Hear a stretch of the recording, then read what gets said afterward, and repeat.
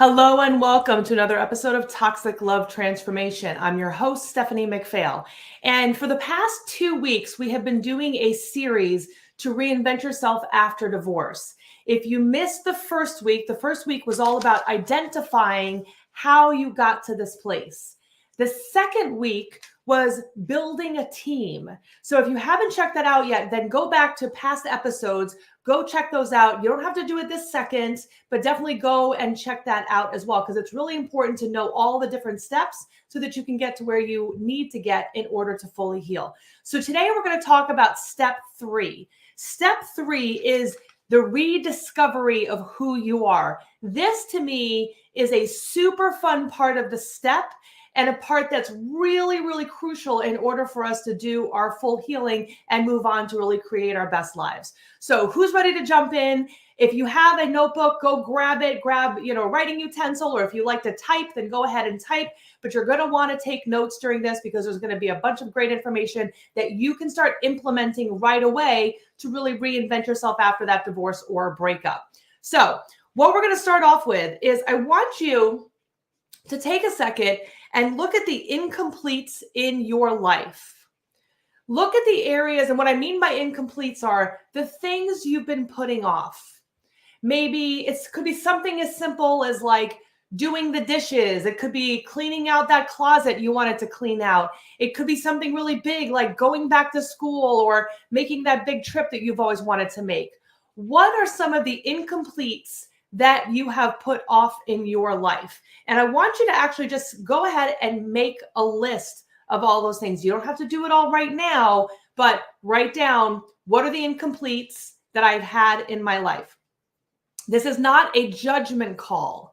I want to be really clear. This is not a time for you to feel bad about yourself and start feeling guilt and shame that you didn't complete these things. That's not what this practice is for. I want you to just write them down. This is completely just being honest with yourself. What are the things that you have put off? And then after you do that, what I want you to do is I want you to actually make goals, put it on your calendar, because that's how we accomplish things, of when you're going to actually accomplish these goals. So cleaning out your closet, if that's one of the incompletes that you have, Saturday at 3:00 for 1 hour, I will clean out my closet.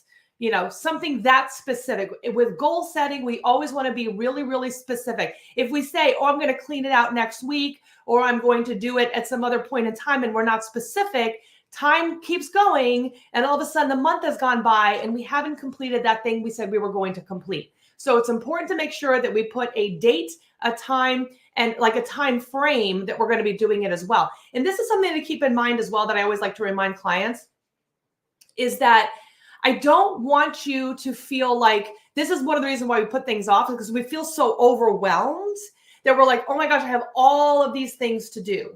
I don't want you to think of all of the things that you have to do. I want you to break it down into small chunks.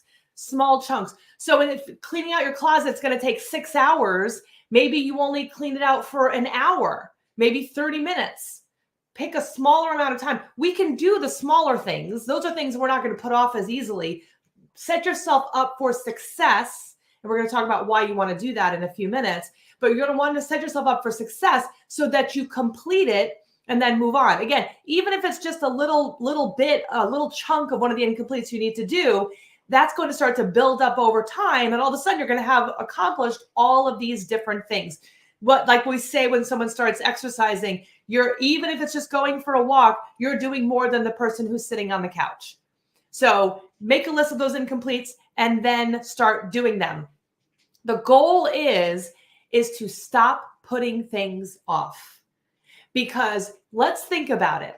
How many times have we told ourselves in relationships, in our life, in our careers, in whatever goals that we've had, that we don't need to do those things, or we've given ourselves excuses or reasons to put off doing the thing that we know we need to do?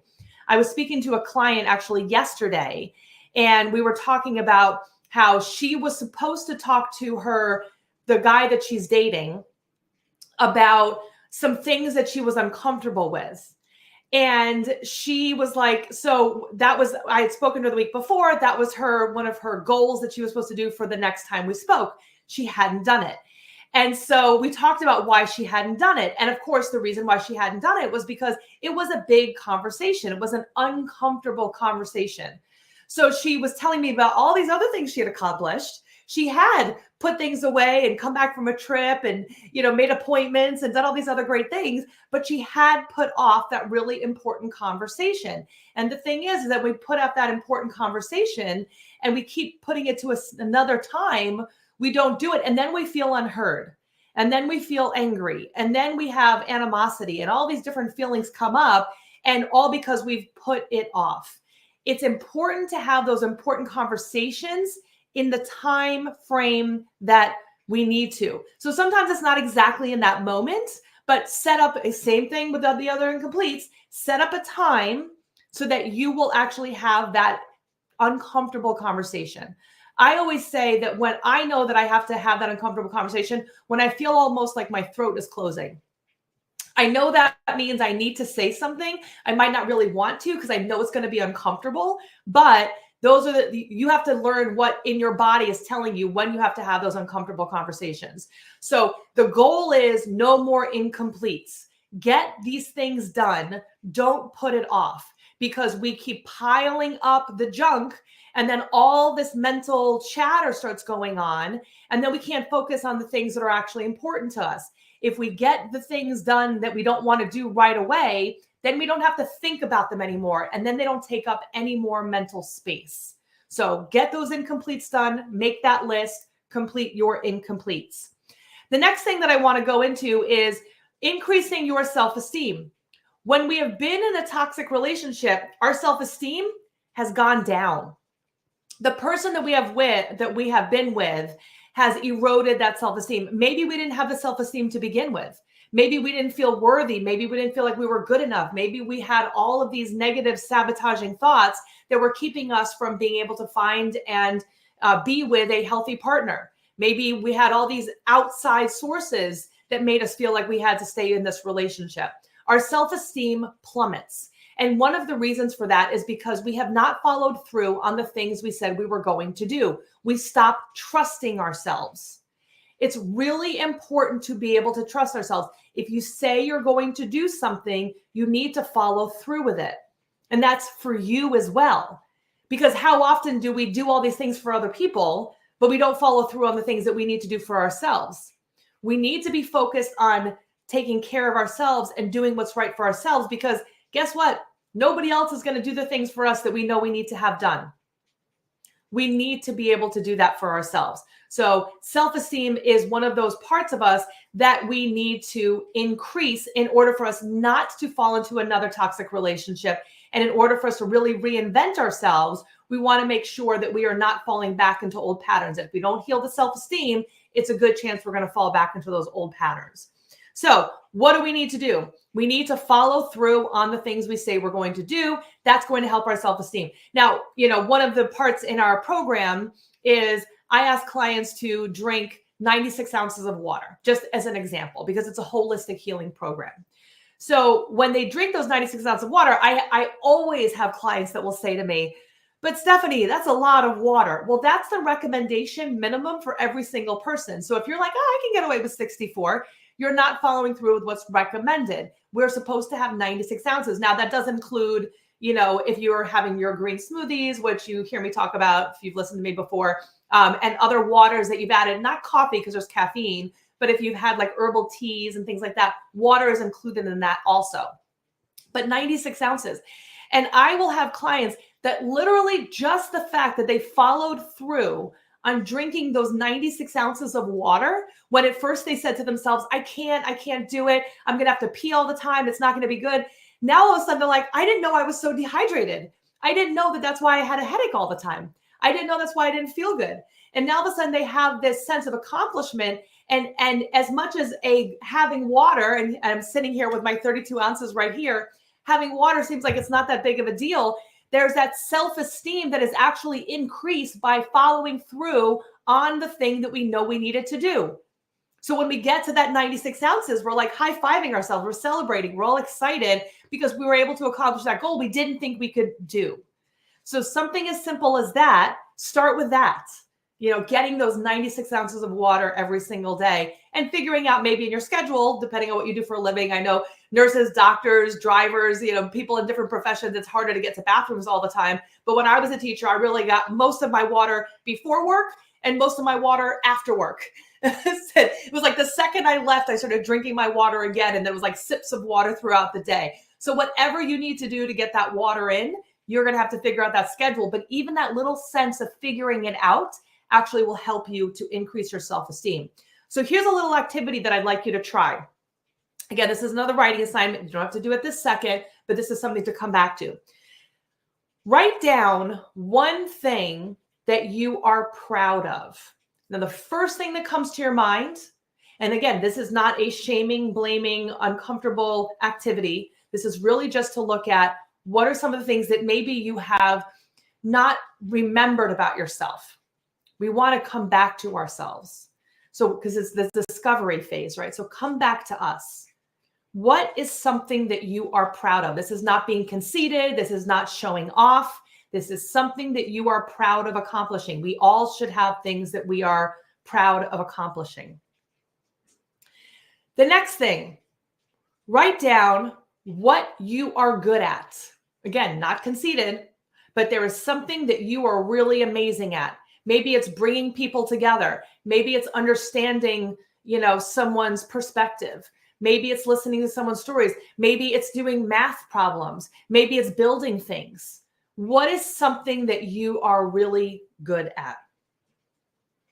This kind of brings us into the next one. What is something that makes you unique? Every single person on this planet is different. And that's what's so cool, right? Is that every single one of us comes from a different upbringing, a different background, different perspectives, different ways of looking at things. What makes you unique? Because part of the discovery is learning what your passions are, getting to know who you are. What's your purpose here? What are you doing here? And knowing what makes you unique helps you start to figure that out. It's like that what do you call it? The meme that always goes up about what Einstein said about, a fish will always feel like they're not good enough because they can't climb a tree, or, paraphrasing. But, if you find out what you're unique at and you do those great things, you're going to find fulfillment. You're going to feel joy. You're going to feel happiness. But if you're trying to do things that other people want you to do, or things that you're not naturally maybe good at, or things that you're not interested in, and pushing against what makes you unique, then you're not going to feel in alignment with your purpose and your passion. The next one, what do you enjoy most? What are the things that you enjoy most? I enjoy traveling. I enjoy adventures with friends. I enjoy sitting and talking with my family. I enjoy creating things. What is it that you enjoy most? And again, there's no wrong answers. I want you to start really thinking about what makes you happy. What do you enjoy? And then this next one, I feel happiest when. And we can even take, instead of happy, if you want to write, I feel the most joyful when, if that works better for you to be a little bit more specific. But I feel happy when, or I feel the most joyful when. And think about what those answers are for yourself. And you can always go back and you can always add to it.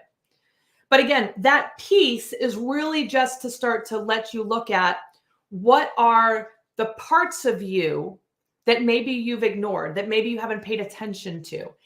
We need to be able to look at ourselves and see the beauty and amazing person that's in front of us, because that's the person that's going to come in with confidence and self-esteem and all these great, wonderful qualities that's going to come to the world and say, here I am, accept me or not. And that's okay. It's okay if other people don't like me. It's okay if you don't see my light, because I see my light. I see who I am. So having that self-esteem and working through that is really important. And we can do that. We can add to that with a gratitude journal. People that live in gratitude actually have happier lives, because we're all going to deal with shit. I mean, life is always going to bring us stuff. I don't care if you're in the best relationship of your life. or you're single or whatever it is that happens, things are always going to happen. So being able to have that gratitude and see the beauty in the world, have the gratitude for the gratefulness for even the things that we might not think we can be grateful for. But looking for that gratitude every day. When we start looking for the gratitude, we start finding it.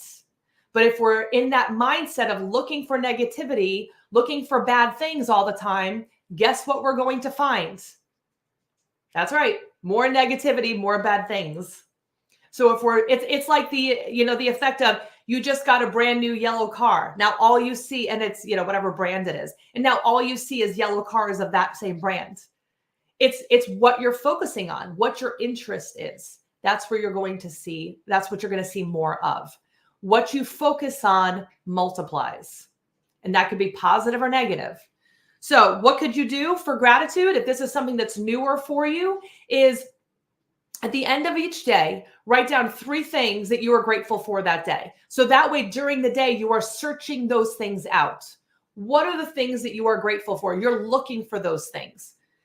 I had someone that I interviewed for my podcast that they had severe trauma. There was sexual abuse. They had been in a bank robbery. There was a list of terrible things that had happened to this woman.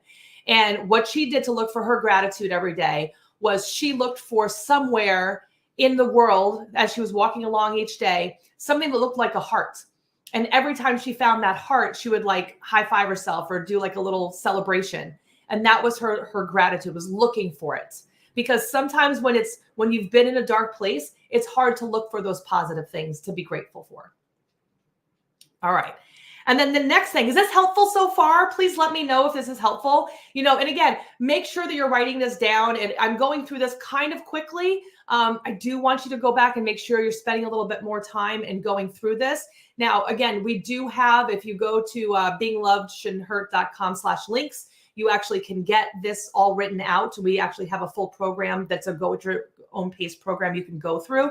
Definitely go check that out. But this is a big view of what we do with our clients when we do our 8-week program and our 12-week program. This is a big view of what we go through, because these are all the steps that I found when I was going through my healing process and then helping the hundreds of people that we've helped. These are all the areas that we need help with in order to really reinvent ourselves. So the next thing that we want to go through, and this is to me, this is what I started with. I said, this is the most important, exciting step to me, is who is the real you? Who is the real you? This is a question to ask yourself. Maybe even do a little meditation on it, do a little prayer on it. Who is the real you? Have you ever known who the real you is? Have you always tried to be someone to something else, or have you always tried to be somebody to somebody else? In other words, have you been a chameleon? Have you tried to make other people happy your whole life? Or have you been able to look at you, who you are, what you want, and been able to know who you are without people pleasing, without trying to fix everybody else in the world around you, but to really truly know who you are? So how do you do this? How do you figure out who you are? Stop focusing on what others think and focus on you. Again, not conceited, not selfish, but just like they always say, if you don't put the mask on yourself first, you're not going to be able to breathe to do all the other things. You've got to be able to take care of yourself. I love to give in abundance. I am a giver. I love giving. But that means that there are non-negotiables for me of what I have to do to take care of myself. And that doesn't mean that I give without boundaries. If I feel like I need a break, I need to slow down, I need to calm my life down for a little bit, I follow that. I'm not going to pour from an empty cup. I'm not going to give until I'm empty. I'm going to have healthy boundaries. I'm going to be able to assertively communicate my wants and needs. I'm not going to just keep giving. But I know who I am. I know that I love doing that. So who are you? Now, start your adventure. Life was meant to be an adventure. It wasn't meant to do the same thing every single day and to just be in survival mode. Life was meant to be an adventure. When was the last time you were excited about something? When was the last time you weren't just focusing on all the bad things that were going on, whether it was the relationship, whether it's what's going on in the world? There's a lot of things going on out there. I get it. But there's a lot more beautiful things happening than we realize because we get so sucked into social media and what's happening with friends and like all these other things. Where's your adventure? So we need to start creating that adventure for ourselves. And the adventure might be something really big, but might be really small. I say to my kids when we do, even when we just get in the car to go do something that might not seem like a big deal. I ask my kids every time, hey, who wants to go on an adventure with mom?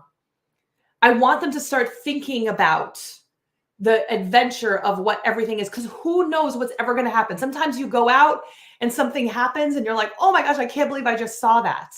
Or I can't believe I just had that conversation with that person that I don't know because I was out. I happened to be at the right place at the right time. That's because we put ourselves out there to look for that adventure. Again, it's like the same thing with looking for the gratitude. We're looking for the adventure. We're looking for how we are feeling fulfilled and excited, where we're waking up every day and we're like, ooh, I wonder what's going to happen today. Those are exciting things. It makes it exciting. It makes it fun. Because we don't want the exciting to be the drama of the toxic relationship. We want the exciting to be the life that we are creating for ourselves. So what is the adventure that you would like to create for yourself? So what you want to do is you want to make sure that you go out today and you do something that you love. Take a risk. Step out of the box. Do something out of your norm. Maybe it's coming a different way back from work. Maybe it's going for a walk after work when you don't normally do that. Maybe it's having that phone call that you've been putting off with a friend. Whatever it is, do something different. What's going to be the adventure? That's something that gives you that joy and passion and excitement. Then what I want you to do, and this is going to be where I'm going to kind of not leave you off like that second, but I want you to really think about this one. I want you to list at least 5 things. You can go back and list more if you'd like, but I want you to list 5 things that you've ever been interested in doing. It might be, so for me, when I was going through this process, I had always been a little bit interested in Reiki. I was like, what is this energy healing thing? I didn't really know what it was. And I went to an energy healing circle and I remember the person, I didn't really know what I was doing. And I remember the person that I was supposed to be like concentrating my positive energy on them. And I remember the person that I was working on, I just felt her heart needed something. And so I was like concentrating on her heart. And she turns around, she's like, I needed to look and see who was behind me because I could feel this heat emanating through my body. And I felt it in my heart. And she's like, you don't know how much I needed that. And I was like, that's interesting.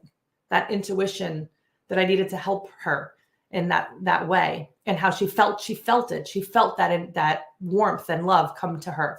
And so I was like, oh, you know what? I think I'm going to, so because I tried that thing that was different out of my comfort zone, I went with it. Then I decided, hey, you know what? I'm going to be Reiki certified. So now I'm Reiki level 2. David is a Reiki master teacher. So he's the full thing. But I'm Reiki level 2.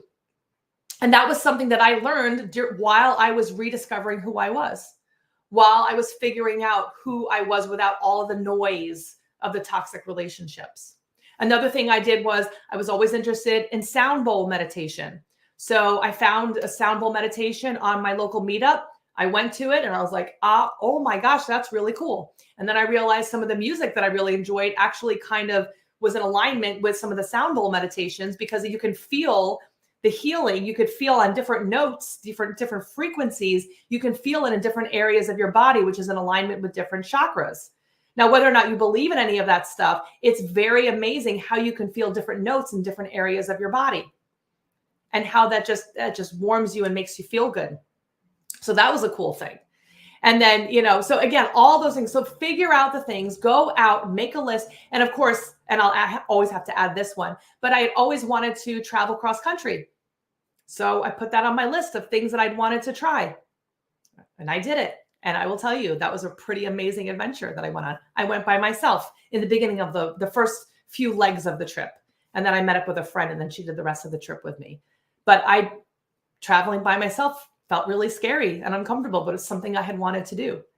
So what are the things that you would put on your list? Start with 5. Now we can always, as we do them, because we don't want to have these incompletes, right? So we go ahead and we write these 5 down, we try them, and then we rate them.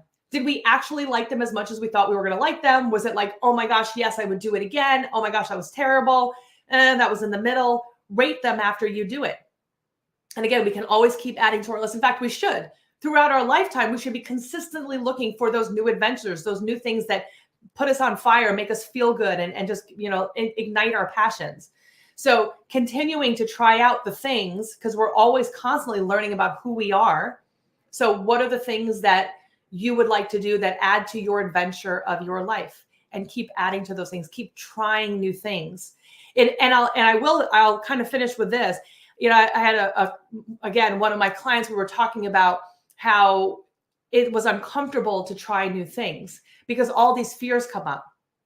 And the fears are, maybe things that we've been told when we were younger in our past relationships and other experiences that we've had. And the fears are, I'm not going to do it right. I'm not good enough. I'm not going to be able to figure it out, whatever.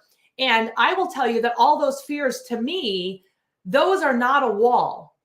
This is a big difference in people that will keep moving forward versus people that stay stuck. A lot of us will hear those fears of I'm not good enough, it's not possible, it's too hard, I'm too old, whatever it is. We hear those fears come up and that's like hitting a wall and we're like, nope, not going to do it because we listen to those fears. I hear those fears and I say to myself, okay, that means I have to do it. That means I have to just go ahead and do it. I need to push myself out of my comfort zone. And you start to notice that your comfort zone and those walls that you have start to extend. Where now all of a sudden, all those fears are not really big fears anymore. Once you've done it once or twice, now it's not a big deal. So if there's part of your adventure that you've put off because you've had a fear, ask yourself, is it putting you in actual danger? Or is it just some subconscious fears that you have that are keeping you from actually accomplishing it? Which one is it? Because if it's just those voices in our head that are telling us things that we're not good enough, then we need to push through those because those are not helping us at all. If it's something that's going to put us in danger, then yeah, we need to listen to those. But we need to start differentiating the two because the brain can't. So we need to be able to be observant of what is actually happening. Is it a real fear or is it just a fear of because of the other things that we've been told in our lives? So on that note, was that helpful for everybody? Make sure you go out and do those things. I gave you a lot of really great starts for step 3 of the Discover phase. Make sure you go through them. This is a really good piece, a really fun piece if we allow it to. And again, really important to get through. And if we don't know who we are, we're not going to be able to start attracting people into our lives that are going to be a good fit for us. And again, I don't care if you stay single. I don't care if you get into a relationship. But if we don't discover who we are, we're setting ourselves up for future disappointments. We've got to focus on ourselves. And I bet that you've spent a long time of your life focusing on everybody else. Time to focus on you. This is your reminder that you deserve to focus on you. So on that note, as always, I love hanging out with all of you. And never forget, you are way stronger than you realize. See you next time.